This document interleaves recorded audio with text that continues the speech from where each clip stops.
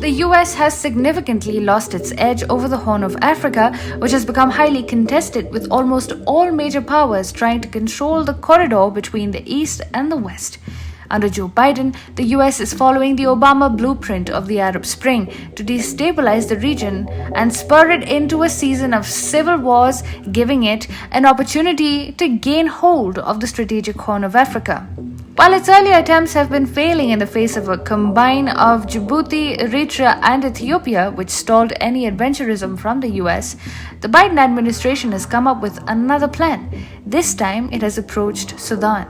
As per reports, the US has appointed an ambassador to Sudan for the first time in 25 years, after Washington upgraded its diplomatic representation with Khartoum from charge d'affaires to ambassador.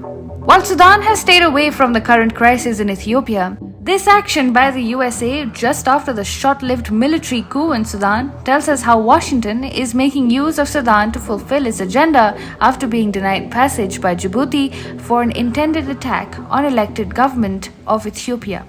Now, just recently, Washington was considering using its base in Djibouti to launch attacks on Ethiopian forces and assist the TPLF in its endeavor to capture the capital city of Addis Ababa. But Djibouti denied the US to use its territories for assault on other neighboring countries, leaving Washington a bit embarrassed. In such a situation, engaging Sudan, another neighbor of Ethiopia, with a history of conflict between tribes in the two nations, into supporting TPLF is a lucrative proposition. Given the history of tribal enmities at the bordering regions of Ethiopia and Sudan, with tribes like Amhara, Omoro, and Tigray having a history of conflict dating back decades, Sudan provides a strategically advantageous position. It can force Ethiopia into an uncomfortable two-front war situation, forcing it to divide attention between Sudan on its northwest and TPLF in the north. And if there was still any doubt left, the US commander of Combined Joint Task Force Horn of Africa, General William L. Zena, has also confirmed that the US was looking to intervene in Ethiopia if the situation worsens. However, the transition of Sudan from a non-entity to now actively engaging in the region needs scrutiny. Sudan faced a coup which was unusually very short-lived, and if the reports are to be believed, as soon as the military and the government reached an understanding, the coup was reversed.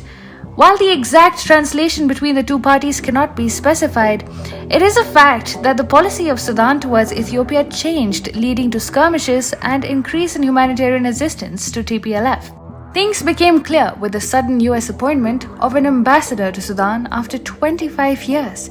This is the definition of a transactional relationship, as a military intervention has most probably forced this change of heart.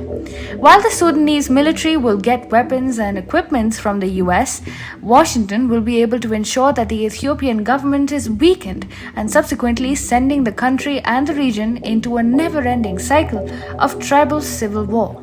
Backed by the US, the Sudanese involvement from the northwest, as well as its support to the TPLF and the Oromo Liberation Army, another militant armed group of one of the largest tribes in the region, will create a situation where it will become difficult for Ethiopian forces to hold ground. While the combination of Ethiopia and Eritrea was making headwinds in countering the TPLF, the US, which wants to control the Horn of Africa, cannot accept these developments and has acted to reverse the trends.